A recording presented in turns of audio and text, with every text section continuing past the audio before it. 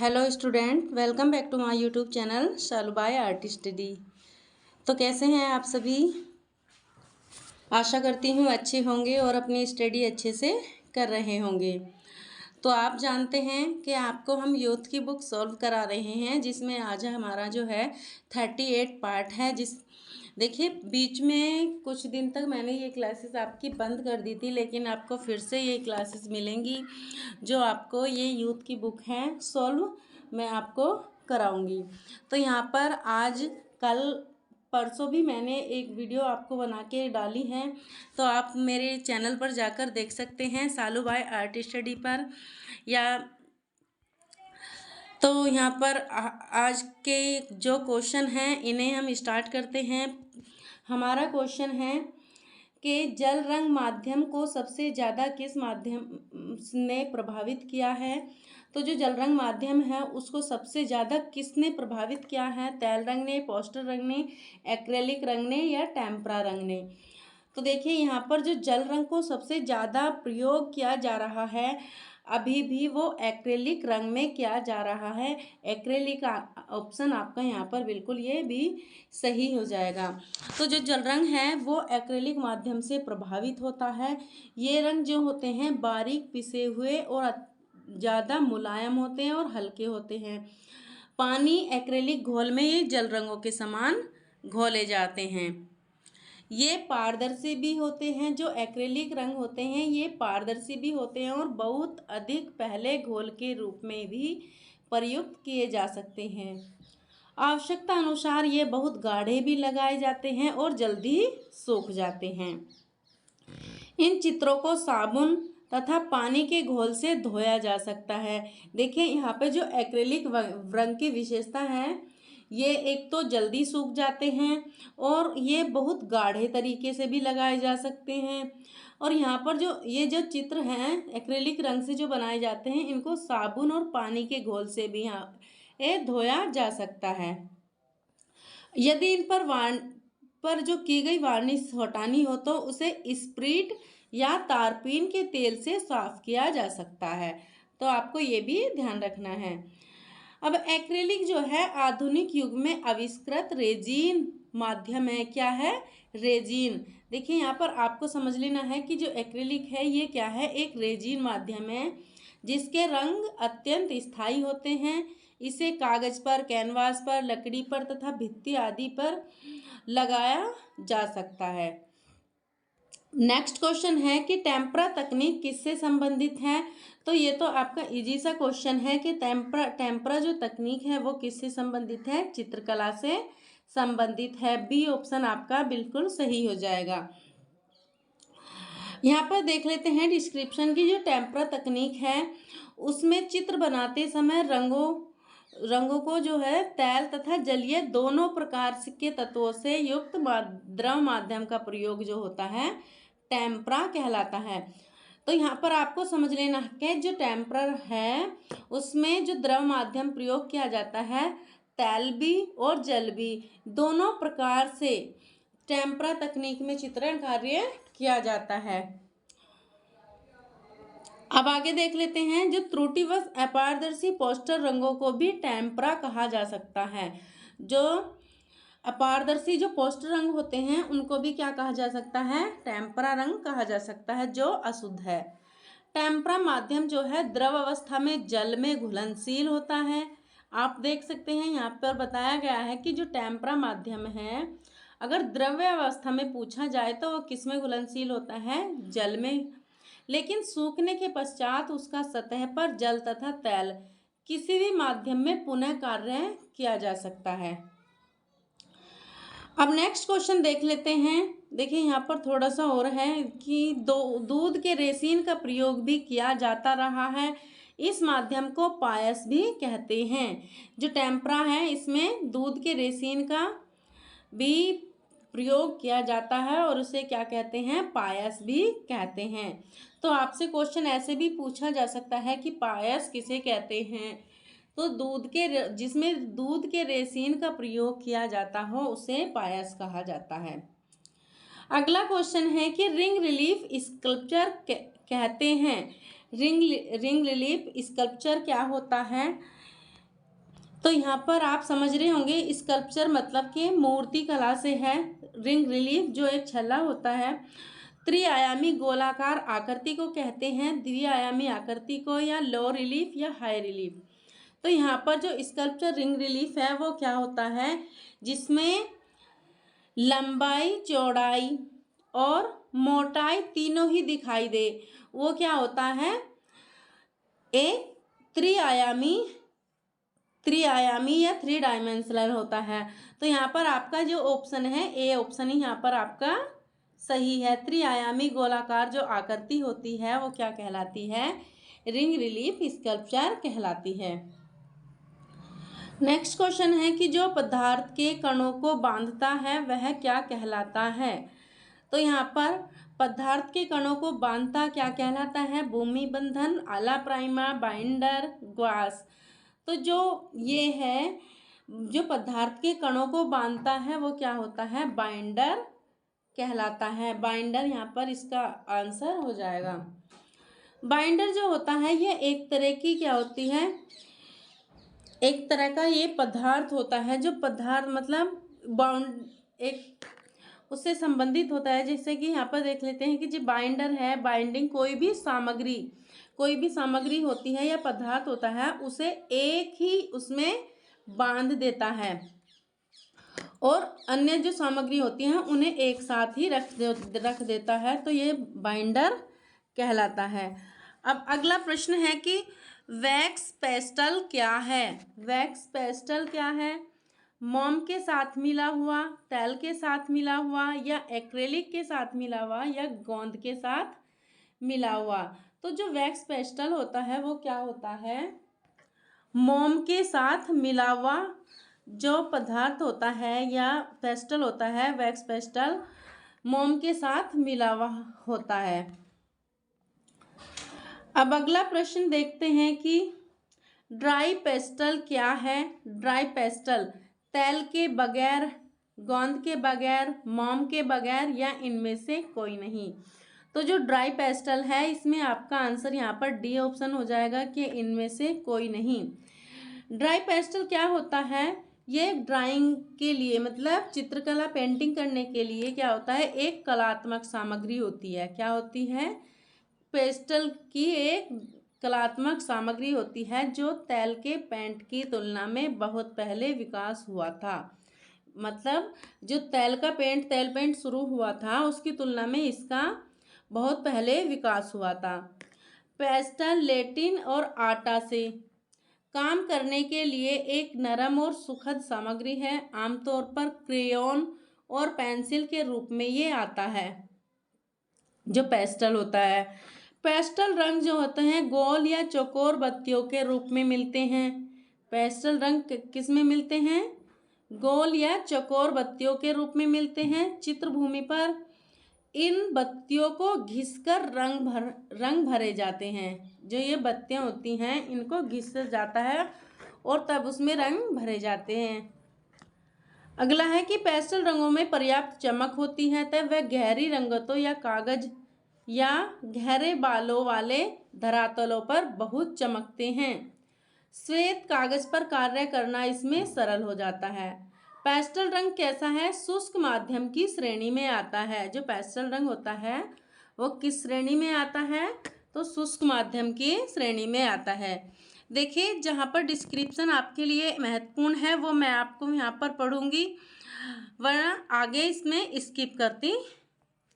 आगे हम इसमें स्किप करते रहेंगे। अब अगला क्वेश्चन है कि आमतौर पर ऑयल कलर को सुखाने के लिए किसका इस्तेमाल करते हैं। तो यहाँ पर आपको सीधा सा क्वेश्चन पूछा है कि ऑयल कलर को सुखाने के लिए। आपको देखिए क्वेश्चन में जो मेन पॉइंट है उसको ध्यान रखना है, बाकी सबको छोड़ देना है। तो यहाँ पर आपको पूछा है कि ऑयल कलर को सुखाने के लिए इस्तेमाल करते हैं तारपीन का तेल, मिट्टी का तेल, सरसों का तेल, या इनमें से कोई नहीं। तो जो ऑयल कलर को सुखाने के लिए इस्तेमाल किया जाता है वो तारपीन का तेल होता है।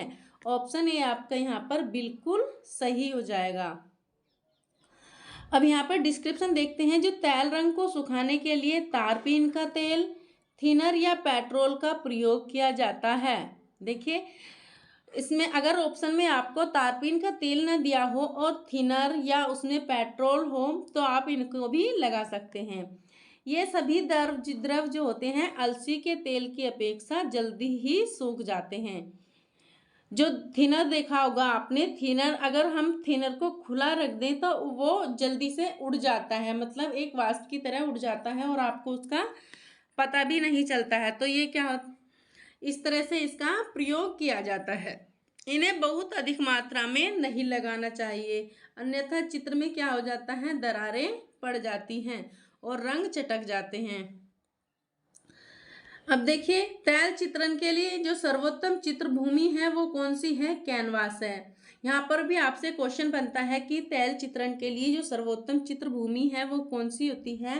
कैनवास पर जो तैल चित्र है, तैल चित्रण वो अच्छा किया जाता है जो जूट और सन अथवा कपास के मिश्रण से निर्मित किया जाता है और इस पर नमी तथा हवा का प्रभाव सबसे कम रहता है। अब आगे क्वेश्चन है कि आमतौर पर ऑयल कलर के साथ किसे मिक्स करते हैं। ऑयल कलर के साथ किसे मिक्स करते हैं, लिंसीड ऑयल को, तारपीन के तेल को, मोबिल ऑयल को या ऑलिव ऑयल को। देखिए, अभी आपसे जो पिछला क्वेश्चन पूछा गया है वो पूछा गया है कि ऑयल कलर के साथ जो इस्तेमाल किया जाता है वो क्या किया जाता है, जो ऑयल कलर को सुखाता है, तो उसमें आया था आपका तारपीन का तेल। तो यहाँ पर आपसे पूछा गया है कि ऑयल कलर के साथ मिक्स किया जाता है, मिक्स किसे किया जाता है, तो लिंसीड ऑयल, लिंसीड ऑयल अलसी का तेल। देखिए, ये क्वेश्चन बिल्कुल सेम आपको लगेगा लेकिन आपको इसमें कंफ्यूज नहीं होना है। तो जो ऑयल कलर है उसके साथ जो मिक्स करने के लिए लिंसीड ऑयल को मिलाया जाता है अलसी के तेल को। अब आगे देख लेते हैं ऑयल कलर डिस्क्रिप्शन, यहाँ पर पढ़ेंगे हम इसका। ऑयल कलर या तेल रंग के साथ लिंसीड ऑयल या अलसी का तेल मिक्स किया जाता है। तेल माध्यम में प्रायः ग्री गुठली बीजों से निकला हुआ कोई ऐसा तेल प्रयुक्त किया जाता है जिसमें प्राकृतिक रूप से पानी का कुछ अंश रहता है और जो उचित समय में सूख जाता है। अलसी का तेल जो होता है इसके लिए सबसे अच्छा सिद्ध हुआ है फिल्टर किया हुआ पारदर्शी निवर्ण अलसी का कच्चा तेल, इसके हेतु सर्वश्रेष्ठ है। मतलब तेल चित्रण के लिए जो सर्वश्रेष्ठ माना जाता है मिक्स करने के लिए, वो अलसी का तेल ही माना जाता है। अब यहाँ पर आपको एक क्वेश्चन और ध्यान में रखना है कि लियोनार्डो दा जो विंची थे उन्होंने बादाम का तेल, आलमंड ऑयल जो है, बादाम के तेल का प्रयोग अपने उसमें चित्रों में किया है। मतलब तेल चित्रण करने के लिए बादाम का तेल का प्रयोग किया है लियोनार्डो विंची ने। अब यहाँ पर है कि तेल माध्यम का विकसित रूप कब हुआ था, तो 15वीं से 16वीं शताब्दी से दिखाई देता है।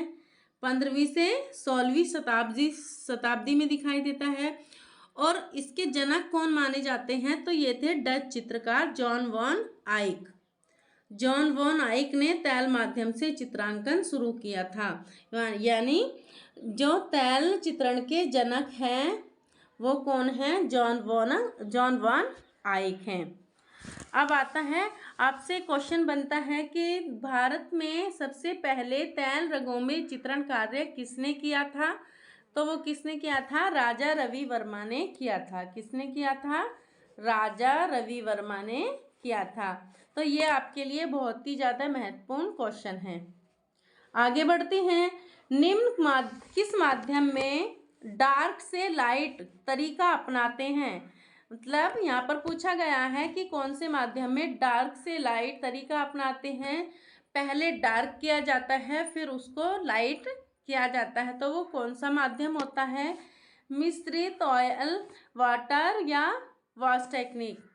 तो जो डार्क से लाइट तरीका अपनाते हैं वो होता है ऑयल कलर होता है। ऑयल कलर में डार्क से लाइट चित्रण किया जाता है, जबकि आपको दूसरा इससे ही का उल्टा क्या हो जाएगा, लाइट से डार्क की तरफ को कौन से में किया जाता है, वाटर कलर में किया जाता है। तो ऑप्शन आपका यहाँ पर सी सही है, जो डार्क से लाइट तरीका ऑयल कलर में अपनाते हैं। आगे प्रश्न है, यहाँ पर आप पर को देख लेना है। चलिए आगे क्वेश्चन है कि कोलाज पेंटिंग क्या है। कोलाज पेंटिंग क्या है? डिजाइन के लिए कोलाज होता है, मूर्ति शिल्प के लिए होता है, या बिना कलर के उपयोग से बनी पेंटिंग के लिए, पेपर डिजाइन के लिए। तो कोलाज पेंटिंग क्या होती है? ऑप्शन सी आपका यहाँ पर सही हो जाएगा। जैसे कि विभिन्न प्रकार की सामग्री मिलाकर जो पेंटिंग आपसे बनाते हैं, जैसे पेपर कटिंग करके बनाते हैं, उसमें छोटे छोटे टुकड़े किसी भी चीज़ के, लकड़ी के लगा दिए या किसी भी और सामग्री के लगा दिए, तो वो क्या कहलाती है? कोलाज पेंटिंग कहलाती है। ऑप्शन सी आपका बिल्कुल सही हो जाएगा। और सबसे पहले कोलाज का आविष्कार किसने किया था? वो किसने किया था? ब्रॉक ने किया था। किसने किया था? ब्रॉक ने किया था। और आपसे पूछा जा सकता है कि कोलाज में बना प्रथम कृति कौन सी है? कोलाज में बनी प्रथम कृति कौन सी है? तो बेंत की कुर्सी पर वस्तु समूह, बेंत की कुर्सी पर बनी वस्तु समूह जो है, ये घनवाद की प्रथम कोलाज कृति मानी जाती है। प्रथम कोलाज कृति मानी जाती है, जिसे किसने बनाया था? पिकासो ने बनाया था। अब आपके लिए एक क्वेश्चन है कि पिकासो का जन्म कहाँ हुआ था? ये आपको कमेंट्स बॉक्स में आंसर देना है। देखिए आपको कमेंट्स ज़रूर करना है। अगर आपको वीडियो अच्छी लगती हो तो कमेंट्स ज़रूर करिएगा, वीडियो को लाइक भी कर दिया करिए, और साथ ही साथ इस वीडियो को शेयर भी करिए कि जिससे कि और भी जो स्टूडेंट्स हैं इसका लाभ ले सकें। तो आगे बढ़ते हैं कि एक्रेलिक रंग एक क्या डैश रंग है? तैल में घुलनशील है, थिनर में घुलनशील है, जल में घुलनशील है, या रेडीमेड है? तो एक्रेलिक रंग क्या होता है? ये जल में घुलनशील होता है, जल में घुलनशील होता है। सबसे ज़्यादा जो प्रयोग किया जा रहा है इसका जल के लिए, जल रंगों के लिए किया जा रहा है। और ये यहाँ पर डिस्क्रिप्शन देखेंगे कि एक्रेलिक रंग जो है आधुनिक युग में आविष्कृत रेजिन माध्यम है। कैसा माध्यम है? रेजिन माध्यम है, जिसके रंग अत्यंत स्थायी होते हैं और इसे कागज पर, कैनवास पर, लकड़ी, भित्ति आदि की किसी भी खुरदरी शोषक सतह पर प्रयोग किया जा सकता है। सबसे पहले धरातल को रेगमाल से हल्का रगड़ देना चाहिए और उसके बाद एक्रेलिक घोल को अस्तर लगा देना चाहिए। रंगों को टेम्परा की भांति पानी का घोल में मिलाकर लगाया जाता है। जो रंग होते हैं एक्रेलिक रंग, उन्हें टेम्परा की तरह ही क्या किया जाता है? पानी के घोल में मिलाकर लगाया जाता है, और सूखने पर ये जो रंग होते हैं अत्यंत ही कड़े हो जाते हैं और इन पर किसी प्रकार का प्रभाव नहीं पड़ता है। इन रंगों से निर्मित चित्र में तैल वार्निश जैसी चमक नहीं होती, किंतु रंगों की स्वच्छता आभा बहुत अधिक होती है। ये रंग बारीक पिसे हुए, अत्यंत मुलायम, हल्के और पानी या एक्रेलिक घोल में जल रंगों के समान घोले जाते हैं, और ये कैसे होते हैं? पारदर्शी होते हैं। तो यहाँ पर आपको ये भी ध्यान रखना है कि एक्रेलिक रंग कैसे होते हैं? पारदर्शी होते हैं। आगे प्रश्न है कि पोस्टर कलर की प्रकृति बताइए। पोस्टर कलर की प्रकृति कैसी होती है? अल्प पारदर्शी, अल्प मतलब कम पारदर्शी होती है, पारदर्शी होती है, अपारदर्शी होती है, तीनों में से कोई नहीं। तो ये कैसी होती है? अपारदर्शी होती है। ऑप्शन बी आपका बिल्कुल सही हो जाएगा। यहाँ पर हम इसका डिस्क्रिप्शन देख लेते हैं कि पोस्टर रंग जो होते हैं वो अपारदर्शी होते हैं, जबकि जो ग्वास रंग होते हैं उनकी प्रकृति कैसी होती है? अपारदर्शी होती है। अब आपको ये तीन चीज़ें ध्यान रख लेनी है। जैसे कि एक्रेलिक बताया, एक्रेलिक रंग कैसे होते हैं? जल में घुलनशील होते हैं। दूसरा, वो पारदर्शी होते हैं। अब यहाँ पर जो पोस्टर रंग हैं वो कैसे होते हैं? अपारदर्शी होते हैं, और ग्वास रंग भी अपारदर्शी होती हैं। ग्वास का अर्थ क्या होता है? एक तरह का गाढ़ा लेप होता है, मतलब कि जो गाढ़ा पदार्थ सा होता है, चिपचिपा, वो क्या होता है? ग्वास होता है। चित्रों में प्रायः पोस्टर, तैल, टेम्परा माध्यम में इस प्रकार के अपारदर्शी रंग लगाए जाते हैं। तैल, पोस्टर, टेम्परा चित्रण में अधिकतर अपारदर्शी रंगांकन होता है। तो यहाँ पर आपको ध्यान रखना है कि जो तैल रंग होते हैं और पोस्टर रंग होते हैं और टेम्परा रंग जो होते हैं वो कैसे होते हैं, अपारदर्शी होते हैं। कैसे होते हैं, अपारदर्शी। तैल, पोस्टर और टेम्परा जो चित्रण होता है वो अपारदर्शी होता है। आगे बढ़ते हैं कि चित्र के अलावा विविध सामग्री व पदार्थों को चिपकाकर चित्र बनाने को कहा जाता है। चित्र के अलावा जो विविध सामग्री व पदार्थ को चिपकाकर बनाने को क्या कहा जाता है। मतलब यहाँ पे आपसे पूछा गया है कि चित्र के अलावा, चित्र तो उसमें बनेगा ही, लेकिन उसमें विविध सामग्री या पदार्थ को चिपकाया जाता है, तब उससे क्या बनाया जाता है, चित्र बनाया जाता है। तो आप समझ जाएंगे कि क्या होता है, कोलाज होता है, जिसमें विविध प्रकार की सामग्री लगाई जाती है। ऑप्शन सी आपका बिल्कुल यहाँ पर सही हो जाएगा। तो कोलाज का आविष्कार किसने किया था, आपको मैंने बताया कोलाज का आविष्कार किसने किया, ब्रॉक ने किया। और जो थी प्रथम कोलाज कृति कौन सी थी, घनवाद की, वो थी बेंत की कुर्सी पर वस्तु समूह, जो किसने बनाई थी, पिकासो ने बनाई थी। अब यहाँ पर दिए हुए हैं कि सूची 1 को सूची 2 से मिलाइए या सुमिलित कीजिए। तो यहाँ पर जो ऑयल है, ऑयल क्या होता है, ऑयल का संबंध होगा लिंसीड ऑयल, कौन सा, 4 हो जाएगा। ड्राई पेस्टल, ड्राई पेस्टल क्या होता है, ड्राई पेस्टल, तो ये ड्राई पेस्टल क्या होता है, ये एक फिक्सचर होता है। क्या होता है, फिक्सचर। मोरल, मोरल क्या होता है, एक गम अरबी होती है, जबकि ड्राइंग क्या होता है, चारकोल होता है। तो इसमें कौन सा ऑप्शन आपका सही हो जाएगा, 4, 2, 1, 3, 4, 2, 1, 3। तो यहाँ पर हम देख लेते हैं 4, 2, 1, 3, ऑप्शन ए आपका बिल्कुल यहाँ पर सही हो जाएगा।